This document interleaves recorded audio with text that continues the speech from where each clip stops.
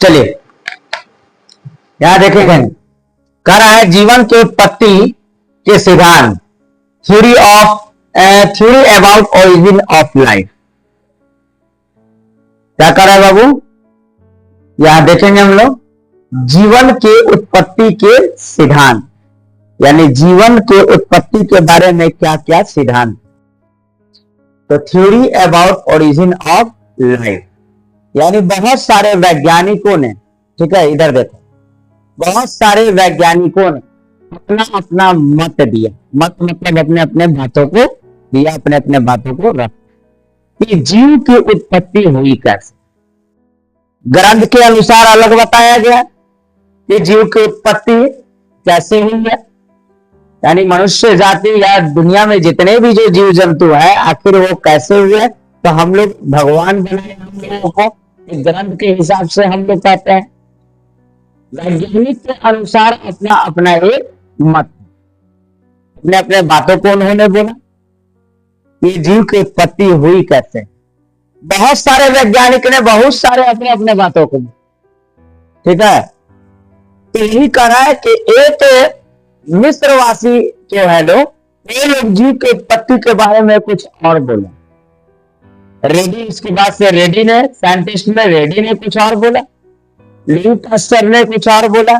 तो सबको क्या है, अपने अपने मतलब की मतों को बताया कि जीव की उत्पत्ति हुई कैसे। तो सारे यहाँ पे हम लोग देखें, इस समस्या को लेकर अनेक मत प्रस्तुत किए। जाहिर सी बात है ये एक समस्या ही है। कोई कह रहा है जीव की उत्पत्ति हुई कैसे है, कोई कह रहा है अलग कर रहा है, कोई कह रहा है अलग कर रहा है। बहुत सारे लोग बहुत तरीके से बता रहे हैं, लेकिन रियलिटी में सही है किसका, समझ रहे हैं। तो ये चीज हम लोगों को जानकारी रखना है, ठीक है। और दूसरी बात ये कि आप किसी चीज पर हमको जोर देना नहीं कि हाँ ऐसा ही हुई है उत्पत्ति। हमको बस ये जानना है कि हाँ मिस्रवासियों का क्या कहना है, जीव की उत्पत्ति हुई कर, इनका क्या कहना है। अगर हम इनके बातों को माने, या किताबी भाषा इसको अगर हम मान लेते हैं, अगर 100% कि हाँ जीव की उत्पत्ति, जैसे आपको साइंस कहता है कि जीव की उत्पत्ति समुद्र से हुई, तो अगर समुद्र से हुई है, अगर कंठस्थ उसको हम 100% मान ले, तो फिर हम गॉड को नहीं मानना पड़ेगा, क्योंकि हम तो जानते हैं ना जी कि नहीं, हम लोगों को गॉड ने बनाया, खुदा ने बनाया, भगवान ने बनाया, ये हम लोग जानते हैं। समझ रहे हैं। तो कह रहा है, कहने का मतलब कि ग्रंथ के हिसाब से जीव की उत्पत्ति अलग बताया गया, साइंटिस्ट के अनुसार अलग बताया गया। साइंटिस्ट में भी बहुत सारे साइंटिस्ट का बहुत सारा मत था कि कैसे कैसे जीव की उत्पत्ति हुई। तो हमको सिर्फ ये जानकारी रखना है कि किसने क्या कहा जीव की उत्पत्ति में, समझ रहे हैं। अब जैसे कह रहा है मिस्रवासी कि जीव की उत्पत्ति नील नदी के कीचड़ सूखने के पश्चात हुई, तो क्या मान लीजिएगा आप, नहीं मानिएगा। कह रहा है कि कीचड़ के सूखने से मेढक, मछली, सांप, मगरमच्छ यानी घड़ियाल वगैरह इसकी उत्पन्न हुई। तो अब क्या कहिएगा भाई, मान लीजिएगा नहीं। हम तो ये कहना है कि मिस्रवासियों का कहना है कि जीव की उत्पत्ति कैसे हो। एक ग्रंथ के अनुसार बताया जा रहा है कि जीव की उत्पत्ति कैसे हुई। ग्रंथ के अनुसार भी सबका एक अलग अलग ग्रंथ के हिसाब से बताया जा रहा है ना, कि मुस्लिम धर्म के हिसाब से उनके ग्रंथ के हिसाब से अलग बताया जा रहा है, हिंदू धर्म के ग्रंथ के हिसाब से अलग बताया जा रहा है, क्रिश्चियन के ग्रंथ के हिसाब से अलग बताया जा रहा है कि जीव की उत्पत्ति हुई कैसे है। और बायोलॉजिकल के हिसाब से, साइंटिस्ट के रिसर्च के अनुसार से अलग बताया जा रहा है। हम सिर्फ इतना जानकारी रखना कि किसने जीव की उत्पत्ति के बारे में क्या कहा। हमको ये नहीं कहना कि नहीं ऐसा ही हुआ है, समझ रहे हैं। जिद पर नहीं आना, बस हाँ जानकारी रखना है, और किसी पर हम हस्तक्षेप भी नहीं करना। कौन सही है कौन गलत है ये नहीं, हम लोग नहीं नहीं ऐसे हुई है उत्पत्ति, यही हुई है, आप गलत है, समझ रहे, या आप सही है हम गलत है, हमको हस्तक्षेप करने की कोई जरूरत नहीं। बस हमको ये जानकारी रखना कि जीव की उत्पत्ति के बारे में आप क्या कर रहे हैं, जीव की उत्पत्ति के बारे में आप क्या कर रहे हैं, जीव की उत्पत्ति के बारे में आप क्या कर रहे हैं। सबके बातों को बस सुनना है, जानना है और बताना है कि हाँ जैसे मिस्रवासी ने कहा था ऐसे हुई। हमारे ग्रंथ के अनुसार बताया जा रहा है कि जीव की उत्पत्ति ऐसे हुई। समझ रहे हैं? बस ये बताया जा, जिद पर नहीं अटल। चलिए आगे कह रहा है कि स्वतः जनन, फर्स्ट नंबर में स्वतः जनन में हम लोग देखे, इस मत के अनुसार अधिकांश जंतुओं की उत्पत्ति स्वतः अजीवित पदार्थों से होती है। कह रहा है कि स्वतः जनन यानी मत के अनुसार बताया जा रहा है कि अधिकांश जंतुओं की उत्पत्ति स्वतः स्वयं ही अजीवित पदार्थों से थी।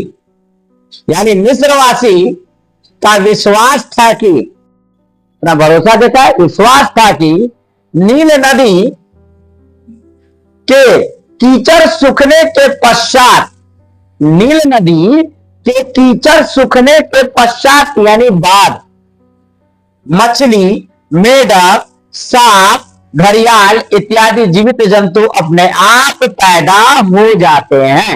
यानी मिस्रवासी का कहना है कि नील नदी के कीचड़ सूखने के पश्चात मेढक, मछली, सांप, घड़ियाल इत्यादि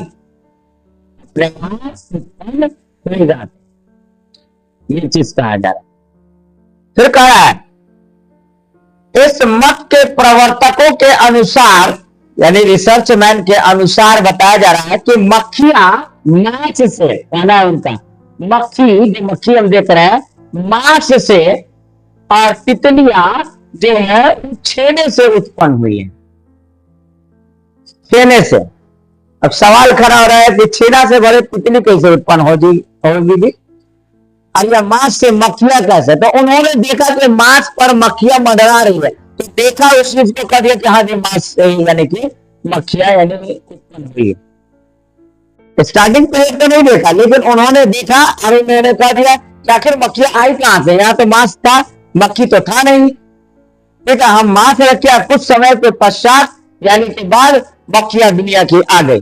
तो उन्होंने कहा कि लग रहा है किसी मांस से मक्खियां उत्पन्न, तो उन्होंने अपने बातों को लिख दिया, अपने मत को लिख दिया। छेने पर देखा गया कि बहुत सारी तितलियां मंडरा रही थी, तो उन्होंने कहा, देखा कि तितली तो था नहीं, तितलियां मंडरा रही थी, तो उन्होंने कह दिया कि छेने से तितलियां उत्पन्न हुई। समझ रहे हैं? मतलब जो चीज देख लिया फ्रंट पे, उसको उसी से उत्पत्ति के बारे में बता दो। समझ रहे? ये मिस्रवासी का कहना है।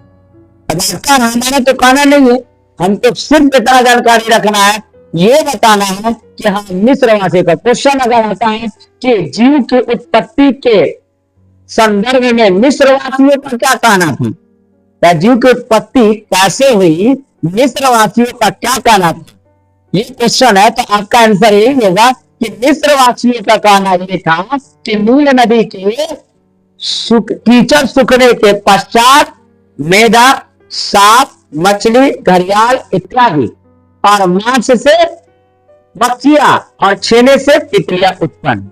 ये मिस्रवासी का कहना था। समझ रहे हैं?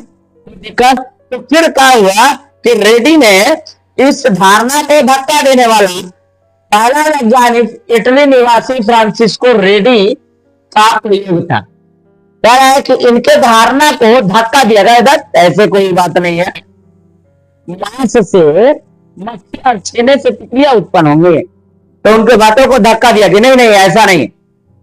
वो कहा कि नहीं ऐसा ही है, हमने देखा है मांस पर मक्खियां को मंडराते हुए, आखिर आई कहां से? रेड्डी ने अपना फिर प्रयोग किया।